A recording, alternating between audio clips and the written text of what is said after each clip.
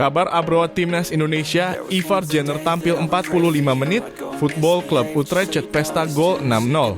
Erick Thohir pastikan BRI Liga 1 jalan terus saat Piala AFF U23 dan Asian Games.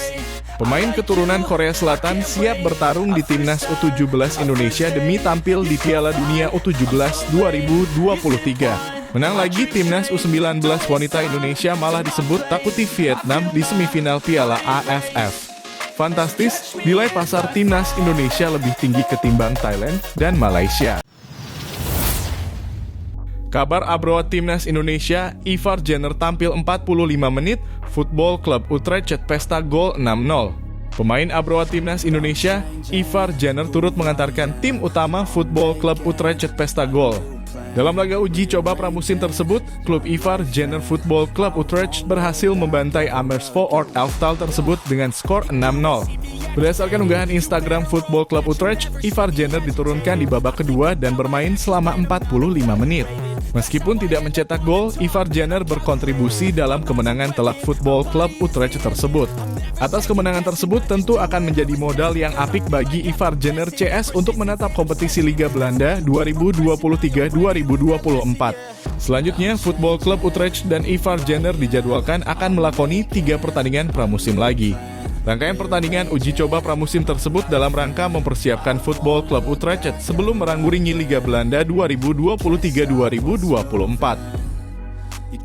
Erick Thohir pastikan BRI Liga 1 jalan terus saat Piala AFF U23 dan Asian Games. Ketua Umum PSSI Erick Thohir memastikan Piala AFF U23 2023 dan Asian Games 2022 tidak akan mengganggu keberlangsungan BRI Liga 1 2023-2024. Kompetisi kasta tertinggi sepak bola di tanah air itu bakal tetap berjalan saat 2 kejuaraan tersebut digelar. Piala AFF U23 2023 akan digelar pada 17 sampai 26 Agustus 2023 di Thailand. Sementara Asian Games 2022 bakal berlangsung pada 19 September hingga 7 Oktober 2023 di Hangzhou, Cina. Saat Piala AFF U23 2023 bergulir, BRI Liga 1 2023-2024 sedang memainkan laga pekan ke-9 dan ke-10.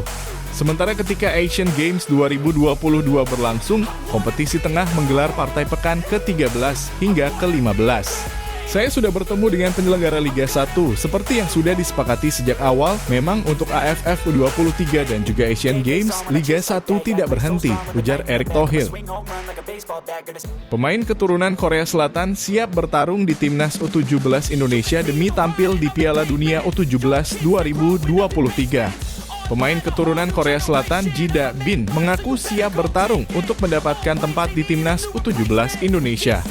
Ji Da-bin ingin membuktikan bahwa ia layak masuk ke skuad Timnas U17 Indonesia yang nantinya tampil di Piala Dunia U17 2023. Ji Da-bin kini sedang memperkuat klubnya Asiop Apacinti Football Club yang tengah bertanding di Garuda International Cup 2023 di Asiop Training Center, Sentul, Jawa Barat, pada 6 hingga 9 Juli 2023. Ji Da-bin sejatinya merupakan pemain Timnas U17 Indonesia.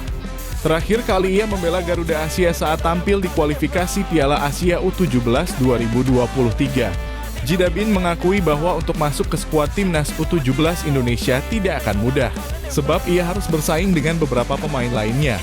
Seperti diketahui, tim pelatih Timnas U17 Indonesia sedang melakukan pencarian pemain untuk Piala Dunia U17 2023. Pencarian pemain itu diambil dari Garuda Select, seleksi di 9 daerah di Indonesia, dan pemain-pemain di luar negeri. Menang lagi Timnas U19 wanita Indonesia malah disebut takuti Vietnam di semifinal Piala AFF. Timnas U19 Indonesia memetik kemenangan kedua di Piala AFF edisi ketiga tahun 2023 itu. Kembali berperan sebagai tuan rumah seperti tahun lalu, Garuda Pertiwi Nusantara tak kesulitan membungkam Laos 4-1 di Stadion Gelora Sriwijaya, Palembang. Hasil itu menempatkan Indonesia di puncak klasemen grup A setelah pada laga pertama menang telak 7-0 atas Timor Leste. Media Vietnam Soha mengomentari kemenangan tuan rumah itu dengan sengak. Menurutnya, kemenangan muda atas Laos tersebut menambah kemungkinan Indonesia untuk menghindari timnas U19 wanita Vietnam di semifinal, seolah-olah ada ketakutan. Masih kata media Vietnam, timnasnya memiliki peluang sangat besar melaju ke semifinal, tapi probabilitas bertemu Indonesia sangat kecil. Saat ini Vietnam berada di posisi pertama grup B dengan nilai 3 dari 1 laga setelah menang 5-0 atas Singapura. Masih ada 1 laga lagi melawan Malaysia, tapi Vietnam sesumbar menang karena lawannya itu sangat lemah. Fantastis, nilai pasar timnas Indonesia lebih tinggi ketimbang Thailand dan Malaysia. Melihat nilai pasar timnas Indonesia dibandingkan dengan Thailand dan Malaysia, di mana harga skuad Garuda ternyata jauh lebih tinggi dari 2 rivalnya di Asia Tenggara tersebut.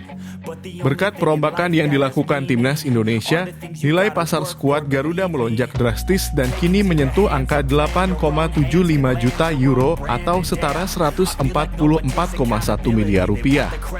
Angka tersebut tak lepas dari hadirnya para pemain keturunan dengan nama besar seperti Jordi Amat, Sandi Walsuk, dan Heine Patenama. Selain itu, para pemain yang ada di skuad timnas Indonesia juga mengalami peningkatan performa yang berpengaruh kepada nilai pasarnya.